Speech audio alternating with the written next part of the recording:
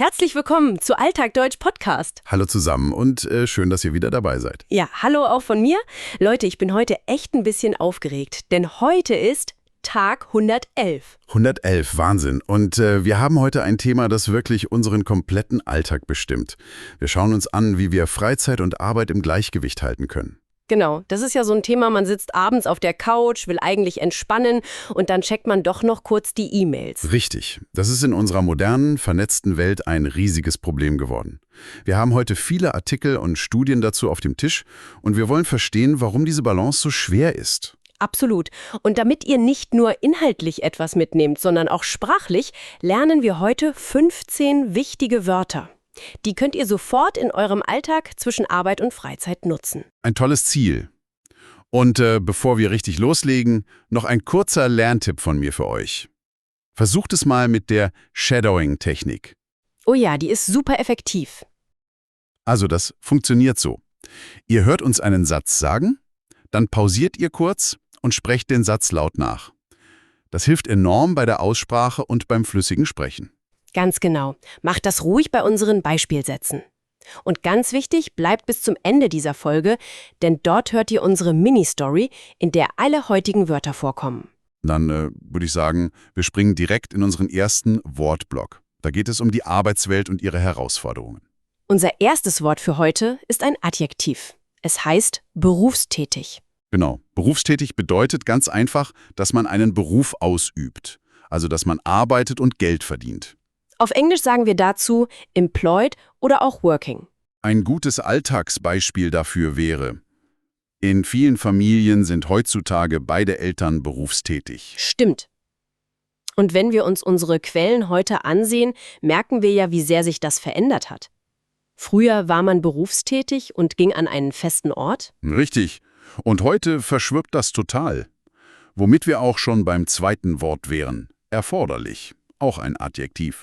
Erforderlich bedeutet, dass etwas unbedingt notwendig ist oder dringend gebraucht wird. Die englische Übersetzung lautet required oder necessary. Und ein Beispiel aus dem Büro wäre: Für diese Stände ist viel Reisebereitschaft erforderlich. Genau. Früher war es eben erforderlich, im Büro zu sein. Heute ist oft nur noch WLAN erforderlich. Und das bringt uns direkt zu unserem dritten Wort. Ein Substantiv, nämlich die Belastung. Die Belastung beschreibt einen psychischen oder auch körperlichen Druck, der auf uns lastet. Englisch sagt man dazu Strain oder Burden. Und in unseren psychologischen Texten sehen wir ganz ruhig und analytisch beschrieben, wie Belastungen im Job entstehen. Oft ist es gar nicht der akute Stress, sondern diese ständige, unsichtbare Belastung, immer erreichbar zu sein. Ja, das ist halt diese permanente Alarmbereitschaft des Gehirns. Und das Resultat daraus ist unser viertes Wort erschöpft. Ein sehr starkes Adjektiv. Erschöpft heißt, man ist körperlich und geistig völlig fertig. Man hat keine Energie mehr. Auf Englisch übersetzen wir das mit exhausted. Ein klassischer Satz dazu: Nach der Projektwoche war das Team völlig erschöpft. Da stimme ich absolut zu, das kenne ich von mir selbst auch. Man wundert sich am Wochenende, warum man so müde ist, obwohl man doch nur am Schreibtisch saß. Aber die mentale Arbeit macht eben extrem erschöpft. Und wenn Menschen chronisch erschöpft sind, führt das zu unserem fünften Wort: vernachlässigen. Das ist ein Verb. Vernachlässigen bedeutet, dass man sich nicht genug um etwas oder jemanden kümmert. Auf Englisch heißt das to neglect. Und weil es ein Verb ist, hier die Perfektform, hat vernachlässigt. Ein ernstes Beispiel dafür: Er hat seine Gesundheit jahrelang vernachlässigt. Das sehen wir in den soziologischen Umfragen ganz deutlich.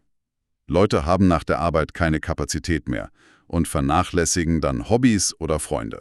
Ein wirklich alarmierendes Bild. Aber lasst uns mal schauen, wie wir damit umgehen können. Wir kommen zu Wortblock 2. Da geht es um Produktivität und Prioritäten. Richtig. Unser sechstes Wort ist direkt die Priorität. Ein Substantiv. Die Priorität bedeutet, die Rangfolge der Wichtigkeit festzulegen. Was ist am wichtigsten? Englisch übersetzen wir das mit Priority. Ein guter Satz für die Arbeit. Wir müssen im Team neue Prioritäten setzen. Überall in den Ratgebern liest man ja, man müsse nur die richtige Priorität setzen. Aber unsere Artikel zeigen auch, wenn alles eine Priorität ist, dann ist eigentlich gar nichts mehr wichtig. Absolut. Der Druck führt uns dann oft zu Wort Nummer 7, produktiv. Das ist ein Adjektiv. Produktiv bedeutet, dass man erfolgreich und effektiv arbeitet. Es kommt viel dabei heraus. Die englische Übersetzung ist productive. Zum Beispiel, heute war ein sehr produktiver Tag im Büro. Aber wir müssen aufpassen, wie wir produktiv definieren. Viele glauben ja, wer viele Mails schreibt, ist produktiv. Genau da warnen die Kognitionsforscher. Das ständige Hin- und Herspringen zwischen Aufgaben zerstört nämlich das, was unser 8. Wort beschreibt, die Leistungsfähigkeit. Ein langes Substantiv, die Leistungsfähigkeit. Das ist das Maß an Kraft oder Energie, die wir für unsere Arbeit haben. Auf Englisch bedeutet das Productivity oder Capacity. Ein klares Beispiel, die Leistungsfähigkeit sinkt bei zu wenig Schlaf. Das hängt sehr logisch mit unserem vorhin gelernten Wort erschöpft zusammen. Wenn man erschöpft ist, ist die Leistungsfähigkeit im Keller. Stimmt. Und trotzdem versuchen viele Firmen immer wieder genau das zu erzwingen. Sie wollen die Arbeit nämlich, und das ist Wort Nummer 9, steigern. Ein Verb. Steigern bedeutet, dass man etwas erhöht, zum Beispiel die Leistung oder den Umsatz. Englisch heißt das to increase oder to boost. Die Perfektform ist hat gesteigert. Ein typischer Satz im Management: Wir wollen unsere Effizienz weiter steigern. Aber unsere menschliche Biologie hat da einfach Grenzen. Man kann nicht immer alles steigern. Wenn euch unser täglicher Deutsch-Podcast hilft, dann abonniert gern unseren Kanal und gebt uns einen Daumen nach oben. So verpasst ihr keine neue Folge. Das wäre wirklich super. So, und nun kommen wir zu unserem 3. Block. Hier geht es endlich um Lösungen und um Erholung. Wir brauchen nämlich unser 10. Wort entlasten. Das ist ein Verb.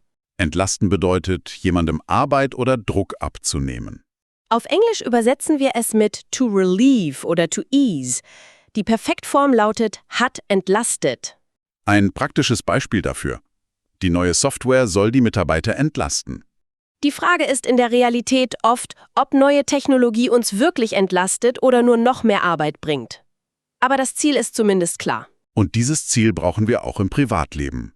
Womit wir bei Wort 11 sind: vereinbaren. Auch ein Verb. Vereinbaren bedeutet hier, dass man 2 Dinge erfolgreich kombiniert, zum Beispiel den Job und die Kinder. Die englische Übersetzung ist to balance oder to reconcile. Im Perfekt sagen wir hat vereinbart. Unser Beispiel hierfür? Es ist oft schwer, Familie und Beruf zu vereinbaren. Gerade junge Eltern in unseren Quellen beschreiben das oft als einen enormen Stressfaktor. Oh ja. Und um diesen Stress zu beenden, gibt es mein absolutes Lieblingswort aus dem Deutschen. Wort Nummer 12, der Feierabend. Ja, ein tolles Wort. Das Substantiv Feierabend bedeutet das Ende der Arbeit und den Beginn der Freizeit. Auf Englisch sagen wir End of Workday. Ein Satz, den wir alle kennen. Nach 8 Stunden freue ich mich auf den Feierabend. Historisch gesehen war das ja das Läuten der Kirchenglocken, nachdem alle die Werkzeuge niedergelegt haben. Heute müssen wir den Feierabend oft selbst aktiv verteidigen. Richtig. Und dafür braucht man eine ganz bestimmte Fähigkeit. Unser 13. Wort: abschalten. Ein Verb. Abschalten bedeutet in diesem Kontext gedanklich mit der Arbeit aufhören. Die englische Übersetzung ist to switch off und die Perfektform hat abgeschaltet. Mein Beispiel dafür: Musik hilft mir dabei, nach der Schicht abzuschalten. Die Psychologen in unseren Texten betonen immer wieder, wie wichtig dieses kognitive Abschalten ist. Man muss dem Gehirn signalisieren, dass die Arbeit jetzt vorbei ist. Genau, und das bringt uns zum 14. Wort, der Ausgleich. Ein Substantiv. Der Ausgleich ist eine Aktivität, die den Stress abbaut und ein Gegengewicht zur Arbeit bildet. Englisch übersetzen wir das mit Balance oder Compensation. Ein schönes Beispiel: Yoga ist ein guter Ausgleich zum stressigen Job. Dabei ist ganz wichtig, dass der Ausgleich ein Kontrast zur Arbeit ist. Wer im Büro sitzt, sollte sich beim Ausgleich bewegen und nicht wieder vor einem Bildschirm sitzen. Absolut richtig. Und wenn wir das alles schaffen, dann erreichen wir den Endstand. Unser 15. und letztes Wort für heute: ausgeglichen. Ein Adjektiv. Ausgeglichen bedeutet, man ist innerlich stabil und in Harmonie mit sich selbst. Auf Englisch heißt das balanced. Das ist wirklich das große Endziel für eine gute Balance zwischen Arbeit und Freizeit. Man hat Werkzeuge, um mit Belastungen umzugehen. So, und jetzt wollen wir sehen, wie alle diese 15 Wörter in einer echten Situation klingen. bleibt dran für unsere kleine Geschichte. Genau, spitzt die Ohren, hier kommt unsere Mini-Story. Stellt euch eine junge Frau namens Anna vor. Anna ist voll berufstätig. Für ihren Job ist täglich extrem viel Konzentration erforderlich. Das kostet Kraft. Allerdings, in letzter Zeit war die Belastung in der Firma sehr hoch und sie fühlte sich jeden Abend völlig erschöpft. Oh je, das ist kein guter Zustand. Überhaupt nicht. Sie hat dadurch sogar ihre Freunde und Hobbys lange vernachlässigt. Das klassische Problem. Aber dann hat Anna beschlossen, eine neue Priorität in ihrem Leben zu setzen, um endlich wieder produktiv zu sein.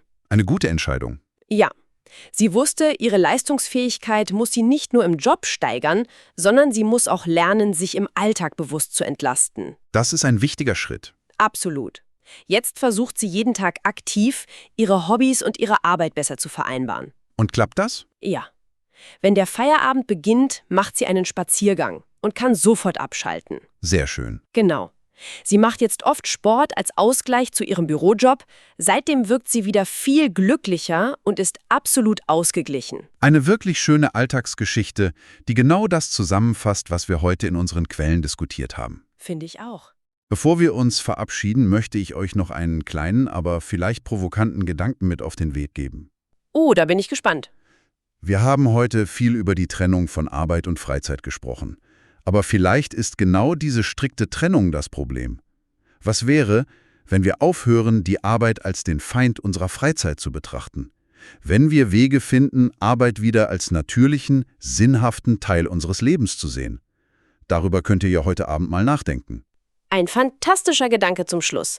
Und jetzt seid ihr dran. Schreibt eure eigenen Sätze mit den neuen Wörtern in die Kommentare. Wir lesen sie gerne. Wir freuen uns auf eure Beispiele.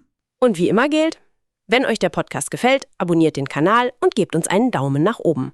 Morgen sprechen wir über ein neues Thema: Karriere und Weiterbildung. Darauf freue ich mich schon. Passt auf euch auf und bis zum nächsten Mal. Bis dann. Tschüss.